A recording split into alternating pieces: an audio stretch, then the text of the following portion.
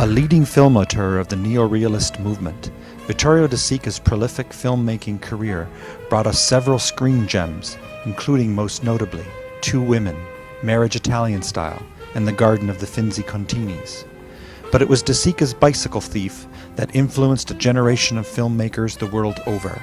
De Sica's cinema found new meaning in the raw but sympathetic depiction of a common man with a practical problem. De Sica once ruefully characterized his career by saying his worst films made the most money, but his very best, nothing. We are, nonetheless, as audiences, much richer for his presence.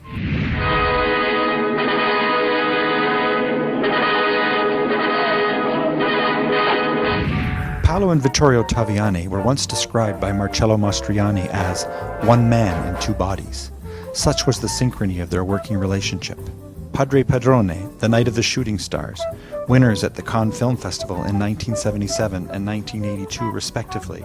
We witnessed the extraordinary power of their film narrative, all at once comic, tragic, fantastic, but always penetrating the deepest and most complex of human emotions and their consequences.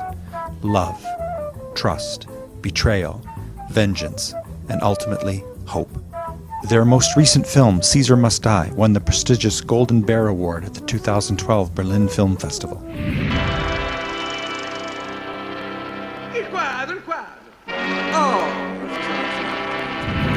Flirting with the cliché and the stereotype, but never succumbing to them, is the brilliant trademark of Sicilian-born director Giuseppe Tornatore. His Cinema Paradiso pays homage to both youth and his native Sicily, but is more distinctly a proclamation of Tornatore's love for the movies, most apparent in his deft gift of a collage of censored kissing scenes at the very touching climax of the film.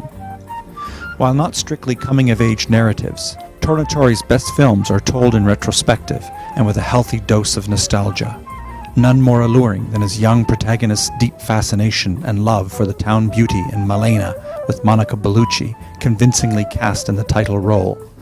But Tornatore, true to form, shatters the innocence of youth with brutal portrayals of betrayal, ignorance, jealousy, envy, lasciviousness, and collective violence.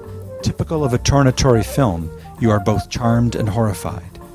In 2009, Tornatore received the distinction of being the first Italian filmmaker in its 66th edition to open the Venice Film Festival with his remarkable film, Baadia.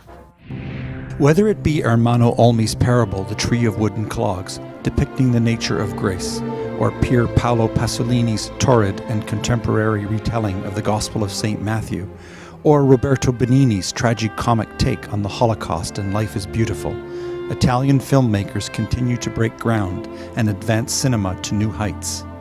Most recently, filmmakers like Ivan Cotroneo, Nanni Moretti, and many others who are premiering at the Italian Contemporary Film Festival in Toronto are making films from Italy that not only tug on your heartstrings, make you laugh and cry, sometimes all at once, but much like their esteemed predecessors, they dig deep into our humanity to tell stories that are poignant in their interpretation of the human condition.